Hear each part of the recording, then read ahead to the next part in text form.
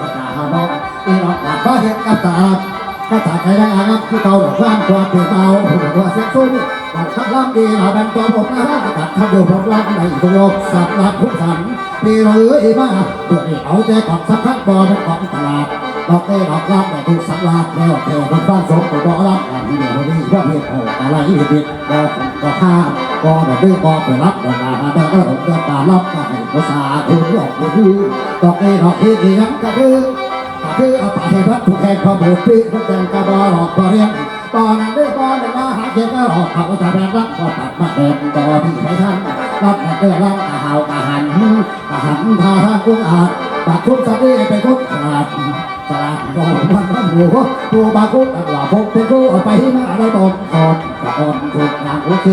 กดตะออนถูกนางโอเคมันรับบทดีคนละฟังทางโยมต้นดังโดดเสียงหกเซลบอกเอเราผู้สาวอยากได้แล้ว